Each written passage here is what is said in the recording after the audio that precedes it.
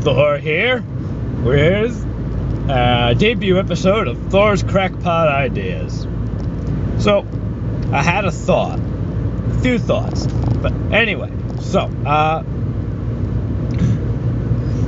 was driving and noticing that, well, it's nice. These newer cars tend to be more fuel efficient, yes. But specifically the difference between this car and my previous car was, that if you look on paper, they both have similar horsepower and torque for the engine, even though this one is about half the size the engine is of my previous car. However, if you look a little more carefully at those numbers, you'll note that while the old car was 210 horsepower, that was the 210 foot-pounds of torque and 183 horsepower. 190 horsepower. I'm getting all my numbers mixed up now. See, I remember things just not in any sensible order. And this one was 100 and... I probably should recap because all those numbers are mixed up.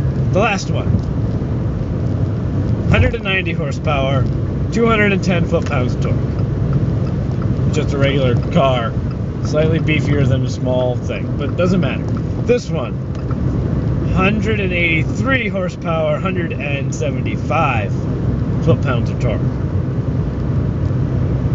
Smaller engine, but the problem, not a problem. The thing you have to remember while driving it, if you are used to the old car, is that, well, those old cars' ratings were at 3,000 and 3,500 RPMs, respectively. This cars are at 44 and 46,000 RPMs, respectively. Which means that as I had a problem, don't worry, these numbers will mean something. That you're driving, trying to accelerate through an intersection or out of somebody's way, and you are at idle, means it takes a very long time for the car to start doing anything. Because you gotta get the engine all the way up before anything ever happens. It also means you make a lot of noise. Tiny Italian bees. That's what the engine sounds like.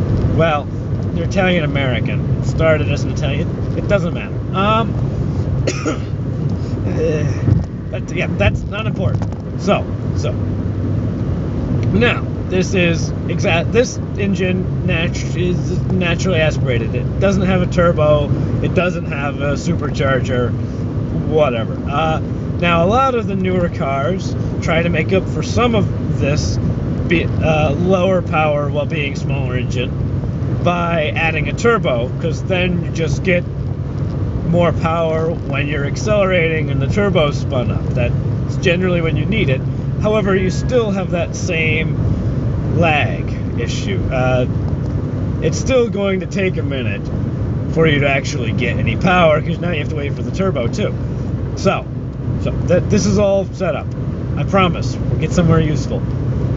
So what I had, my crackpot idea, start by the result. So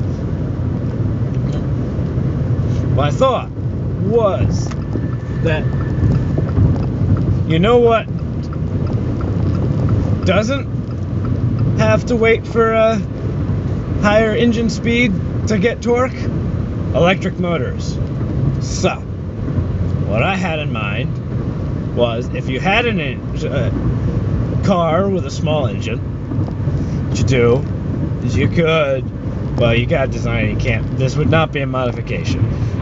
You take the little engine and you gotta have some controls, and you take electric motors, you gotta be, well, let's see here, ideally the electric motor should have similar torque to the engine, so that what you have is, so when you step on the gas, you gotta have the electric motor engage up until the point at which the torque from the gas motor is actually enough so that you can ideally have a seamless transition between power from the electric one over to power from the gas one.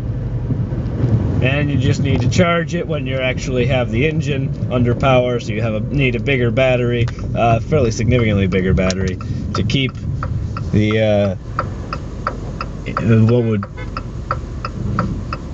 likely be a decently large engine going. I mean, because you want to be a big, but anyway. But then you're going to need a big alternator, so you're going to be losing less. But anyway, that doesn't matter. Here's why this part was a crackpot idea. The more refined version of this is effectively what most hybrids are. Yeah, I just described a Toyota Prius.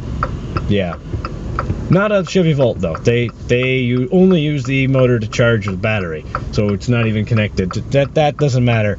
So yeah. Thor's crackpot idea. Now, this idea actually came out of another idea, which is less crackpotty, because I don't actually know of a car that does it.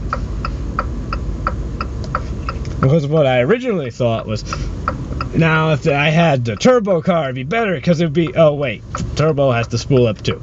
So, but you know what doesn't have to spool up? Superchargers.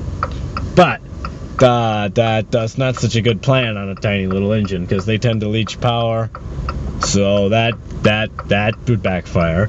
But then I was thinking, you know what doesn't leach power from the engine immediately is a supercharger run by an electric motor.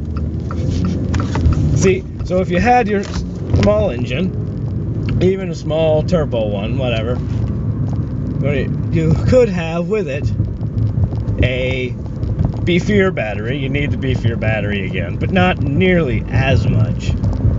And you gotta have a blower with an electric motor on it. So when you step on the gas, you're gonna have to have the electric motor spin up for add boost to the engine, so that you get some more power until the engine would generally be okay.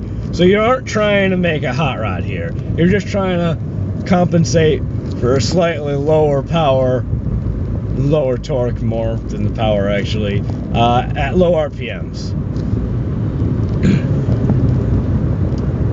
So, if you had that, you could have some controls so that it kicked off when the engine got up to something reasonable, and then you had to, because you can't have it run all the time, or the power you would be draining from the alternator to charge the battery would defeat the purpose, and you might as well have a mechanical one. But if it only runs to make up for lower power at low RPMs, I mean, really, it just get the RPMs up faster, because it's not giving you extra power, unlike the other one, which is why I transitioned my thoughts over to the other one. So really, they're both crackpot ideas, and I'm just babbling at this point. But really, I was thinking about things like this for a whole car ride, so I decided I might as well just talk about them out loud. Yeah, I kind of like the electric boost, just because it would be amusing. I mean, it doesn't actually it doesn't really get you more power or torque at low RPMs, which is why I changed my mind. But it does get you to higher RPMs faster.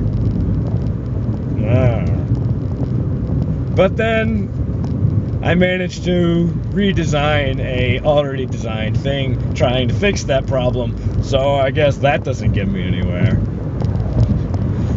So anyway, I'm about to run out of time, and I'm out of here.